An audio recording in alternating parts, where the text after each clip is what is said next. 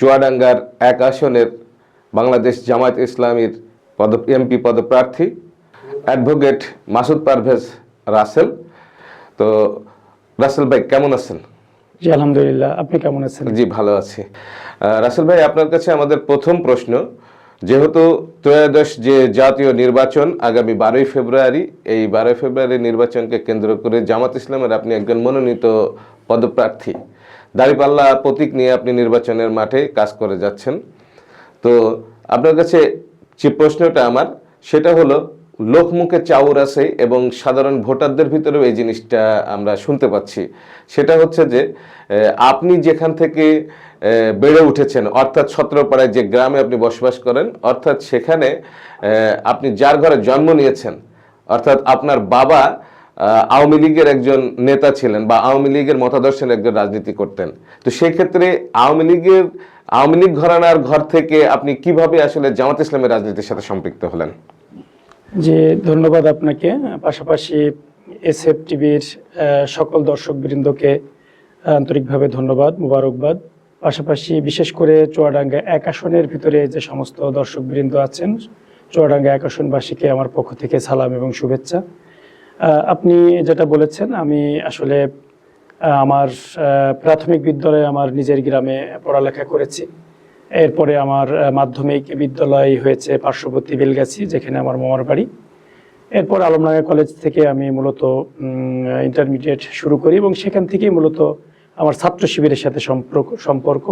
এর পূর্বে কখনো কোথাও কোনো রাজনৈতিক মতাদর্শের সাথে আমার কোনো সম্পর্ক ছিল না। ইভেন আপনি যেটা বলেছেন আমার বাবার কথা, আমি জানি যে আমার বাবা বা আমাদের পরিবার একটি সময়, আমার চাচা একটা সময় জাসদের রাজনীতির সাথে সম্পৃক্ত ছিল, বাবাও তার সাথে সম্পৃক্ত পাশাপাশি ছিল। আমাদের গ্রামের রাজনীতির কারণে উনি মেম্বার ছিলেন একটি সময়, কোনো দলের থেকে না, এমনি সাধারণ মানুষের হিসেবে।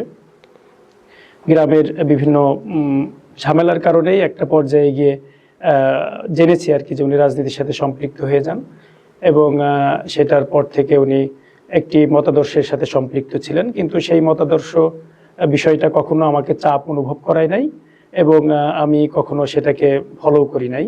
এবং আমার পড়ালেখার বিষয়টা নিয়েই আমি বেশি কনসার্ন ছিলাম, আমার আদর্শের ব্যাপার নিয়ে আমি বেশি কনসার্ন ছিলাম।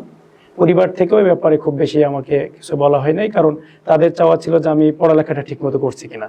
তো সেই জায়গা থেকে আমার লেখাপড়াটা সঠিকভাবেই চলেছে এবং তাদের কাঙ্ক্ষিত মানেই চলেছে। তো যার কারণে এ ব্যাপারে কখনো কোনো বিষয় আমার প্রতি আসে নাই। তো এটা মানে আমার বাবার রাজনীতি, তার কাছে সেটা, আমরা যেহেতু সবাই মানুষ হিসেবে আল্লাহ আমাদেরকে স্বাধীন করে পাঠিয়েছেন, আমাদের আমাদের নিজস্ব চিন্তা চেতনার বহিঃপ্রকাশ ঘটানোর সুযোগ রয়েছে, বাংলাদেশের কনস্টিটিউশনও সেটাকে সাপোর্ট করে। তো সেটার আলোকে বাবার রাজনীতি, বাবার মতাদর্শ বাবার কাছে, আমার মতাদর্শ আমার কাছে। বাংলাদেশেও এর অনেক উদাহরণ রয়েছে, ইসলামের অনেক উদাহরণ রয়েছে। তো সেই জায়গায় দাঁড়িয়ে অনেক আগে থেকেই উনি আমার জানা মতে রাজনৈতিক সম্পৃক্ততা বা মানে সক্রিয়তা ওনার নাই, এইভাবেই আছেন, জাস্ট আগে ছিলেন সেরকম অবস্থায়।